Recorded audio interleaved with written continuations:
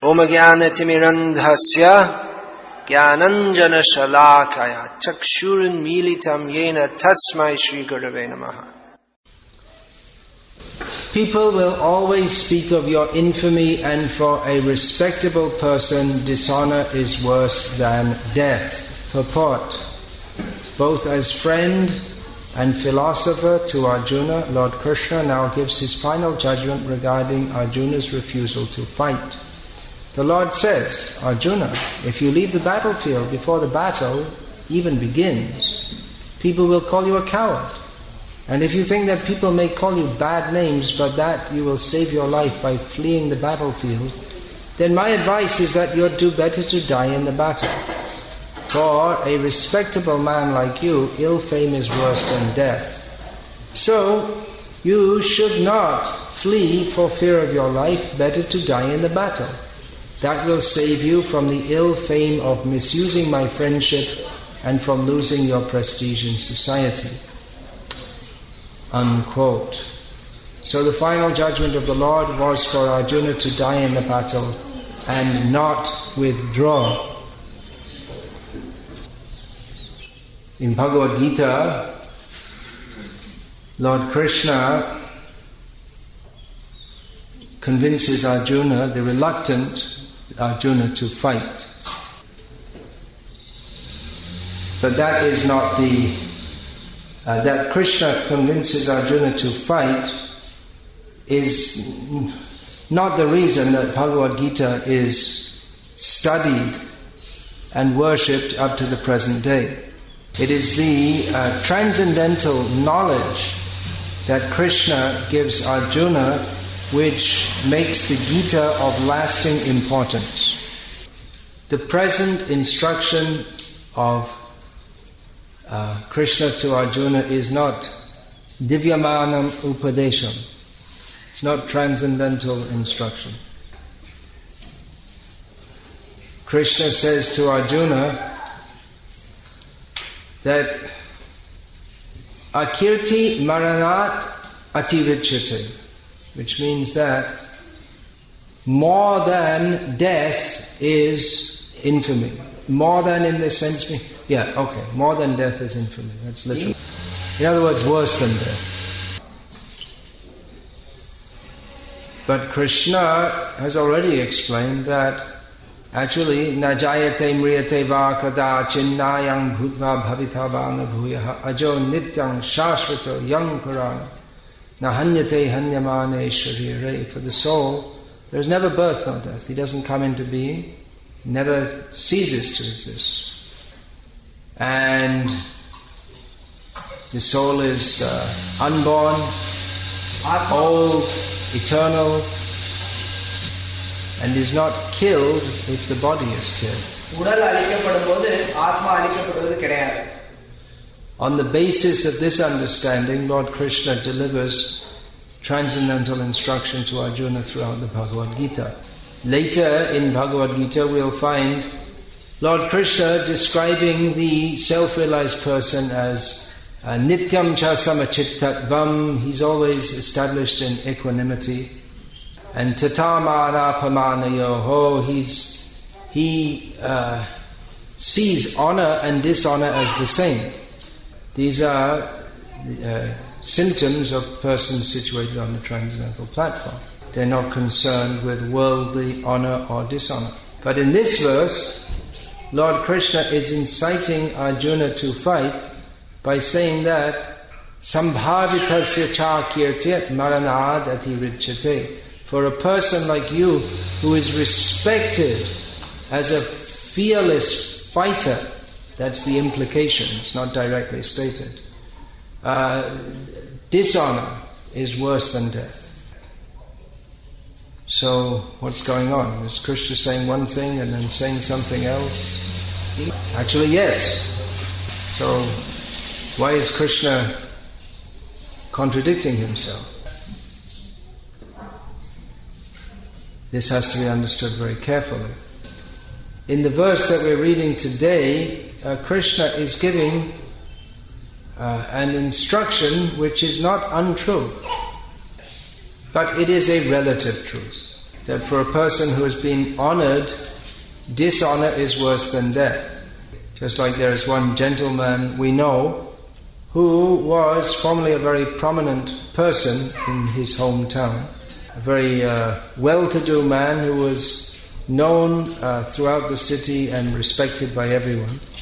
But in the course of time, he gradually lost all his wealth, and although he was formerly a socialite, nowadays he doesn't like to come in public.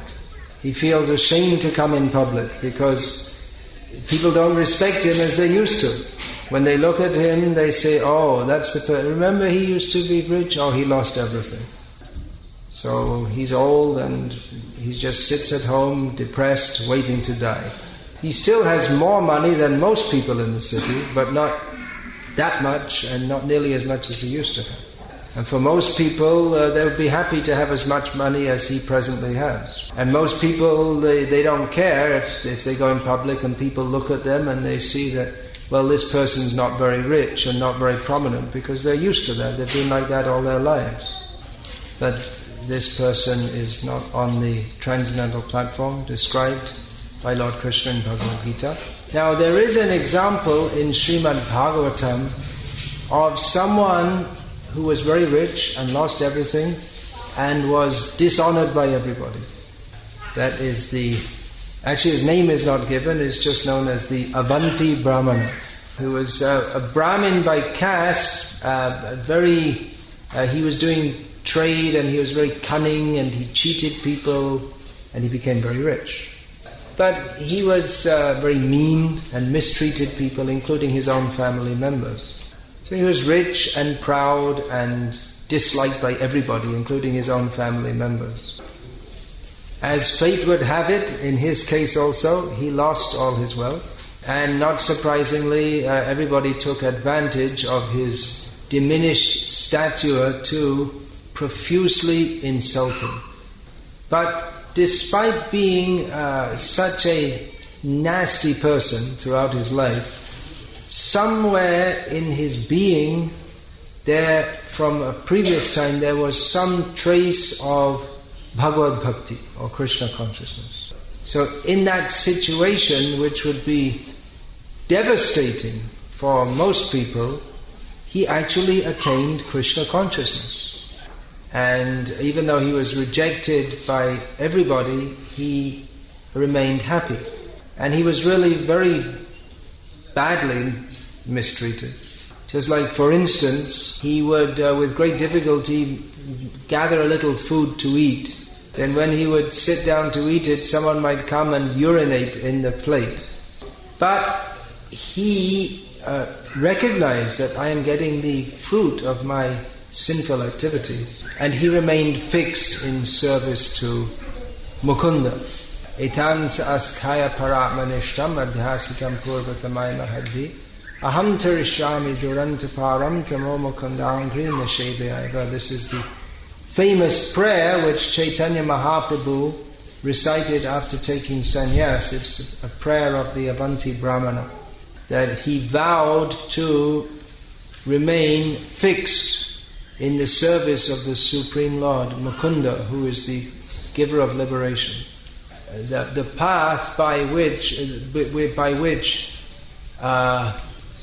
many great persons in the past had attained liberation from the material world. And he vowed that by remaining fixed in the service to Mukunda, he had faith that by remaining fixed in the service of Mukunda, he would be able to cross over the very difficult ocean of ignorance that is this material, very difficult to cross ocean of ignorance that is material existence. Now here, Krishna, in the verse we read today, Krishna is speaking to Arjuna, addressing Arjuna as a Kshatriya.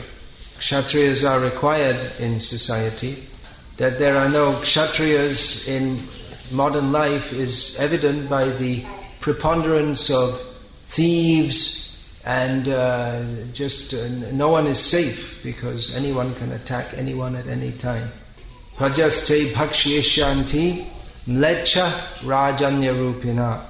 The Srimad Bhagavatam states that in Kali Yuga lectors or low-class people will take the position of leaders of society and exploit the citizens. They will follow dasyu dharmana, the leaders of society who are supposed to protect the citizens. They will act as thieves and steal from the citizens. If there was one real Kshatriya in India or anywhere else in the world, then they would act like Parashuram Avatar and kill all these rascals. Because a Kshatriya, for him,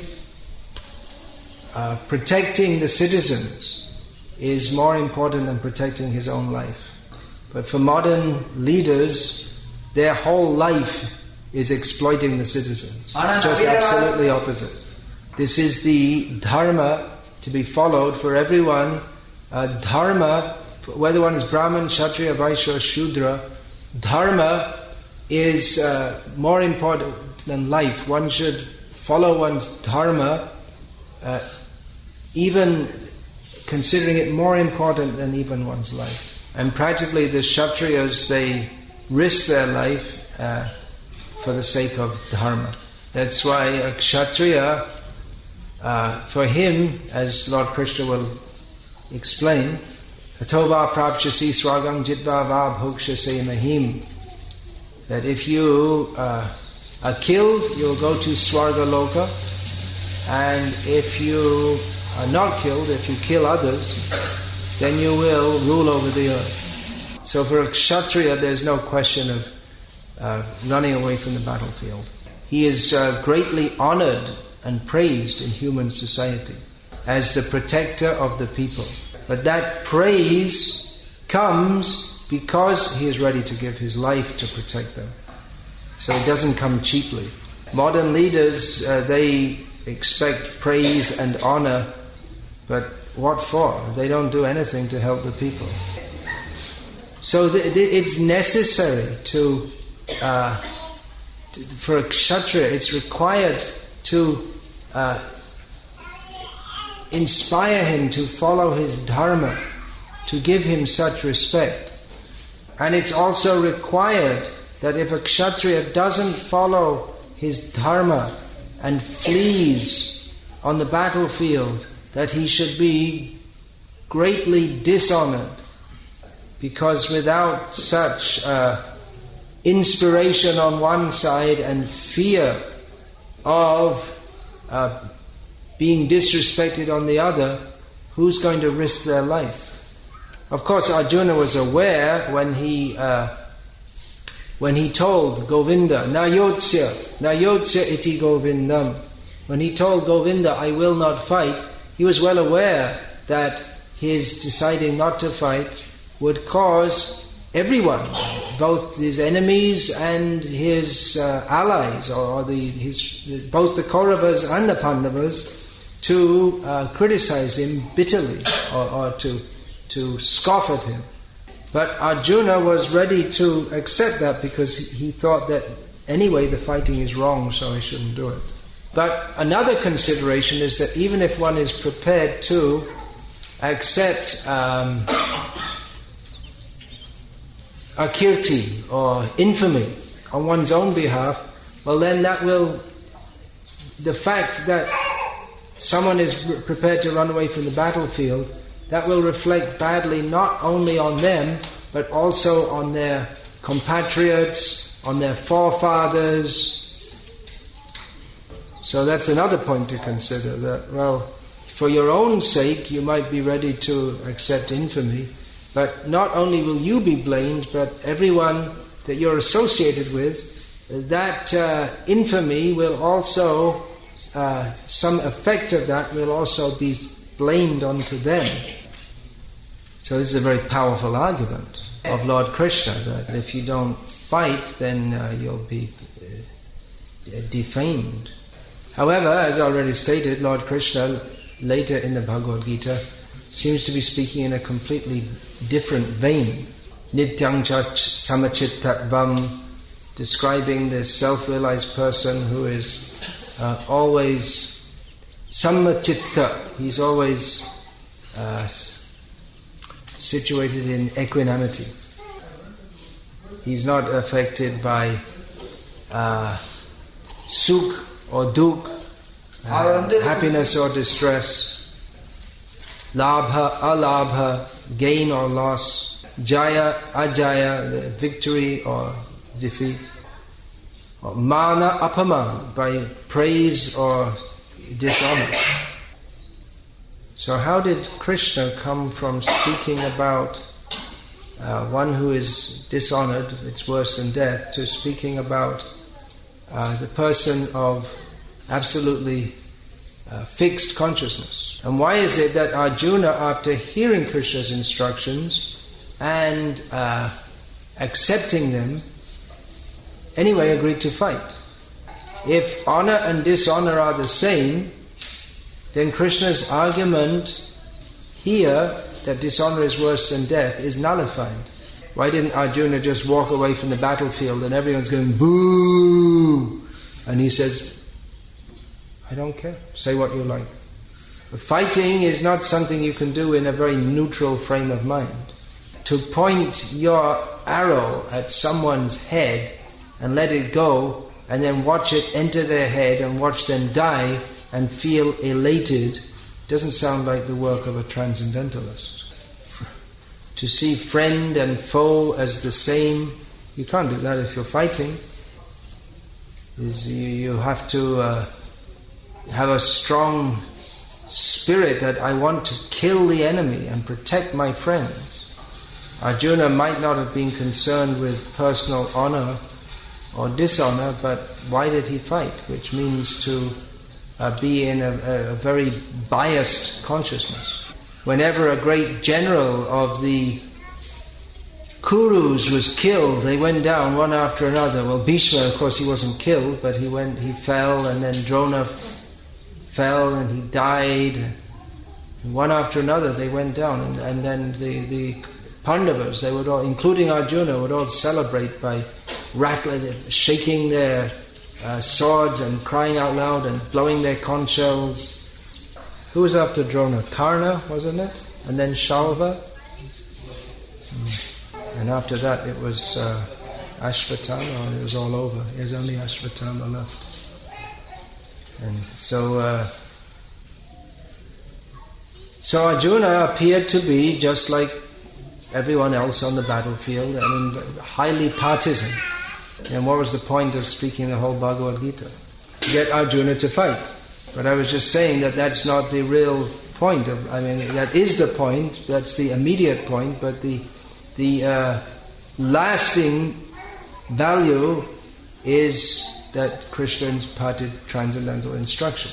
Here in Salem or anywhere else in the world today, in the year 2009, according to the Gregorian calendar, whether or not Arjuna was to fight is not an issue of pressing importance. It's gone. It's all the warriors have all passed away. The kingdoms have all redefined, and it's history. It doesn't matter now. There are so many kings and generals, and they've fought their battles, sometimes winning, sometimes losing. At the time, it was vital news. Now it's just some point of history. What's the news? Who saw a newspaper today? What's the big news? What's the biggest fight going on? Recently, the most interesting fight recently has been Israel in the Gaza Strip and bombing and killing the Arabs in Hamas or whatever it's called. So it's a vital issue, and the new American administration has to, how are they going to deal with it, or how are they dealing with it? See the newspaper, see CNN. So it's vital news, and after some time it'll be history. Now we can read about all the great battles, the Second World War. There were so many great fighters, Rommel and this, what was that American guy, Papa? I can't even remember his name. General Pattern, yeah. Now they're dead and the outcome, well, it's already finished, so it's not so exciting to hear about it anymore. So Arjuna fought, but the Bhagavad-gita, that remains important, not so much because Arjuna fought, but because of the transcendental knowledge given by Lord Krishna. But how did Krishna, speaking about equanimity, induce Arjuna to fight? Krishna spoke to Arjuna that if you leave the battlefield, everyone will insult you. Not just on the enemy party, but his own party, they would insult him, probably more than the enemy party would. Well, that sounds like a good argument for fighting, but what about being peaceful in mind? That's not a good argument for fighting. It doesn't sound like it. Well, Krishna could understand that Arjuna, he wasn't satisfied with arguments about honor and you will be dishonored.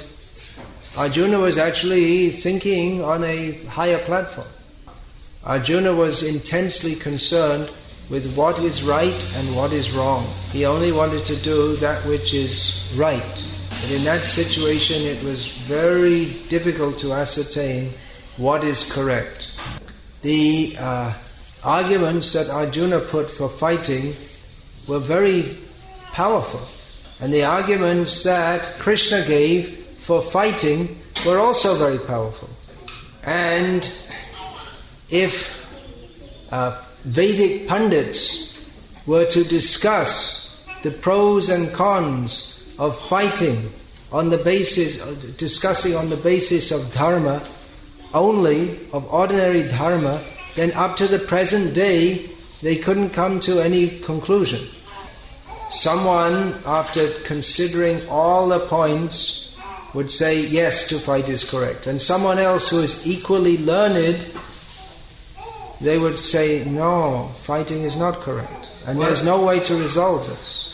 So Lord Krishna took the discussion to a level above that of sadharan dharma or ordinary dharma. From the platform of what is right or what is wrong on the mundane platform, this question was not possible to solve, insolvable.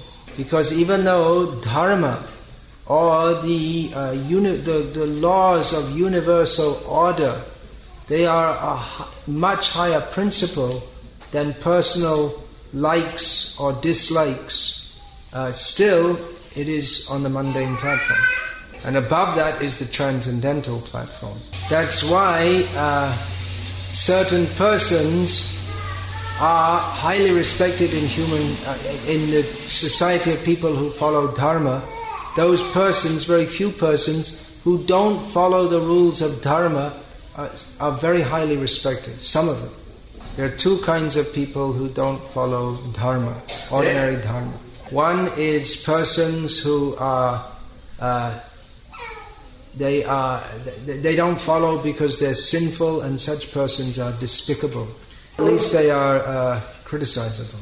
Their activities are despicable. And there are a few, very few, who have transcended dharma and therefore have no need to follow it.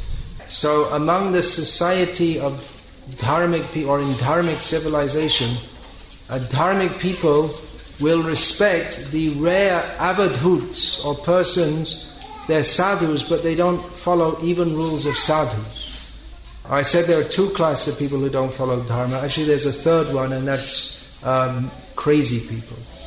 So people who don't follow dharma because they're sinful, they are not at all to be respected. And a person who doesn't follow dharma because they're crazy, they're not respected, but they might be tolerated. For instance, they may walk around, you'll find people, they never bathe, they're completely filthy, dirty, and they walk around naked, and people just, they just don't bother. What are you going to say or do with any such a person? They're just there and you just tolerate them, that's all. But there may be another class of person who for instance doesn't bathe and doesn't wear any clothes, who is highly respected because they're self-realized persons. And foolish people may disrespect them, But persons who are advanced in understanding the principles of dharma will understand that these are actually very highly elevated persons. Persons whose consciousness is withdrawn from that of human society and is absorbed in transcendence. That transcendental consciousness is described by Lord Krishna in Bhagavad-gita, when he describes the situation of a person who is equipoised in honor and dishonor, gain and loss, and even life and death. Now, Arjuna, he might have been thinking, well, that's right, that's the kind of person I'm thinking of becoming. I can't find out any way out of this dilemma to fight or not to fight, what's right, what's wrong, so I'll just withdraw from human society altogether. People may scorn me, but I won't care, because I have to act on the highest platform. That's more important than being honored. So the argument that Krishna gives, that dishonor is worse than death, Arjuna, he might not accept that. Because Arjuna may think that, all right, well, death, okay, that's not very good, but dishonor, that's also not good, but worse is doing the wrong thing. So Lord Krishna describes to Arjuna the platform of detached consciousness. Then how at the end, after hearing all that and understanding all that, does Arjuna decide to fight? You would have thought, after hearing all that instruction about being equipoised, that Arjuna would just think, okay, fine, that's all right, then no need to fight. But Krishna describes that transcendental consciousness reaches its culmination in devotion to him, Krishna. Brahma bhuta prasannatma na shochati na kangshati samah sarveshu bhuteshu madbhaktim labhate param. One who is thus situated in Brahman consciousness becomes joyful and neither laments nor hankers. He's equally disposed to everyone, and in such consciousness they ultimately attain devotional service to me, Krishna says. Mangtiyo vyabhicharena bhakti yogena sevate sagunan samatityaitang brahma bhuyaya kalpate. And if one approaches from the other direction, if one takes to bhakti directly, then automatically that elevation beyond the three modes of material nature takes place. So that Brahman realization in which one is completely equipoised is included within and is only a component of pure devotional service to Krishna, or only a factor of. So Brahman realization in which one is equal to everybody is perfectly expressed by pure devotional service to Krishna, because Krishna is the source of all dharma. Dharma ultimately means to please him, and Krishna is equal to everyone. Samohang sarva bhuteshu name dvesho stina priyaha. Lord Krishna says, I treat everyone equal. No one is I don't intrinsically dislike or love anyone. I treat everyone the same. Now, how does Krishna's sameness to everyone result in him inciting Arjuna to fight for Yudhishthira and to try to kill all the Kauravas? Krishna appears to be partial to the Pandavas and against the Kauravas. But actually, in a deeper sense, Krishna is equal to them all. Ye bhajanti tumam bhaktya maite teshu chapyaham. Krishna says, I'm equal to everyone, but if one approaches me in bhakti, I reciprocate with that also. So Krishna acts with everyone, whether they're his devotee or even not his devotee. He acts with them in a manner that is for their ultimate benefit. The ultimate benefit for the fighters at Kurukshetra was to be killed in the presence of Krishna. Krishna, as the upholder of the ultimate upholder of dharma, wanted to show that adharma may appear to, by practicing adharma, one may appear to be successful, but ultimately one is totally vanquished. So although a person may be in consciousness of withdrawing from this world and not being concerned with personal honor and dishonor, there's a platform higher than that. A higher platform than being withdrawn from this world is to be active in this world for the benefit of those within it.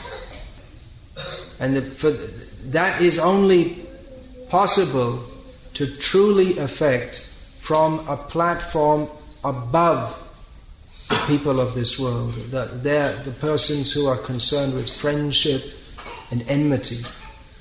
Now, a person who is personally above the considerations of this world, honor and dishonor, loss and gain, victory and defeat, can live in this world and work in this world to help people come to the platform of detachment from this world. But for most people are not ready, they're not close enough to the platform of self-realization to even hear the message of self-realization. Most people their consciousness is a long way away from being able to hear topics of self-realization. So for most people,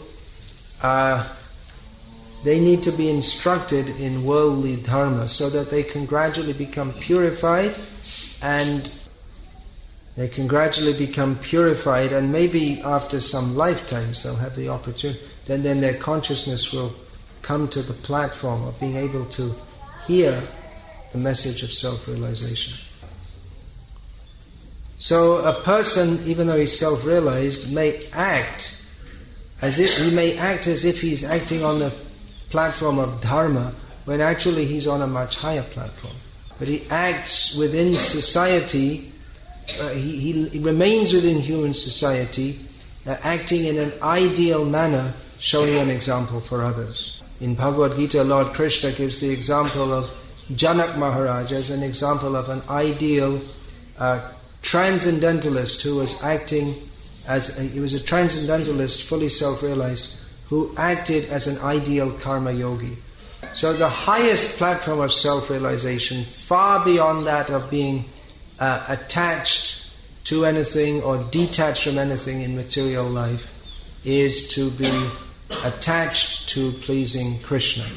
And that attachment to pleasing Krishna, to a person of meager realization, that might appear to be like the attachment of a materialistic person.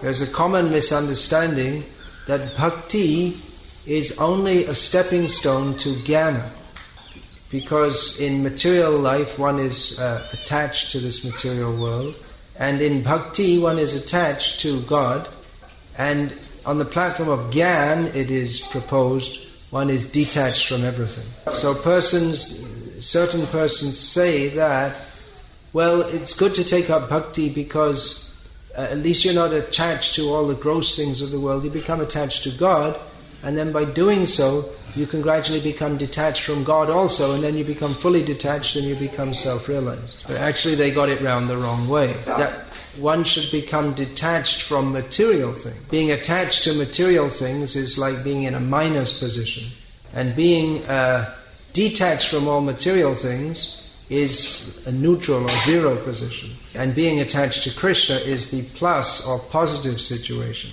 But attachment to Krishna can appear like material attachment. Someone who's attached to Krishna may work very hard to print and distribute books. And when the printer makes a mistake, the person who's printing books about Krishna may get angry at the printer. And someone may think, oh, why is he getting angry? That's just like, just like an ordinary person gets angry.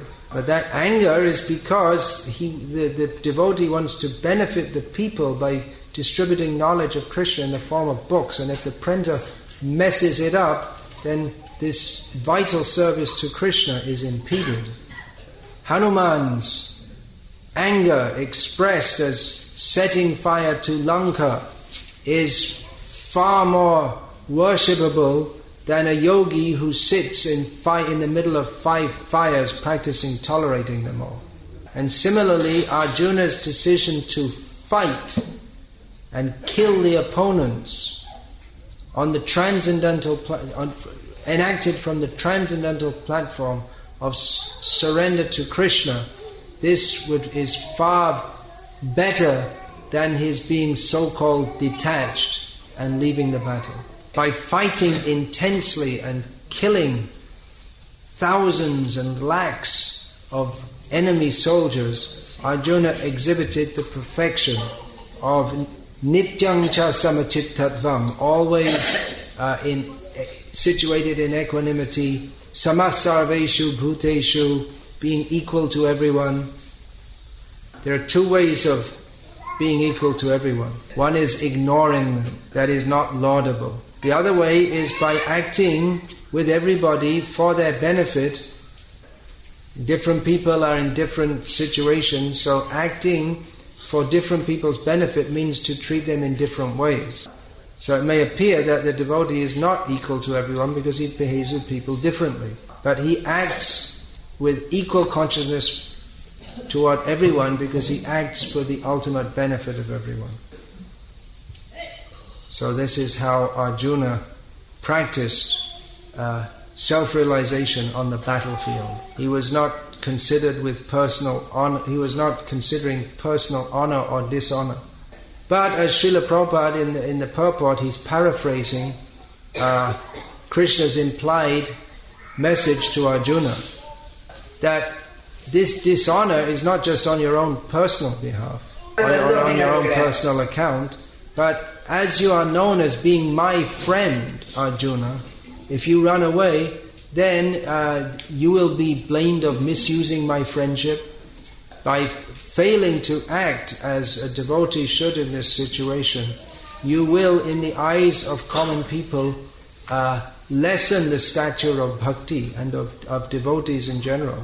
Because you're known as my devotee, if you act improperly in this situation, then people will criticize devotees, and others, pseudo-devotees, will use that bad example of yourself to misrepresent devotional service. So a devotee he doesn't care about personal honor or dishonor, but by identifying himself with Krishna, and particularly by taking initiation in a sampradaya, he identifies with his gurus and with all the members of the sampradaya and with Krishna.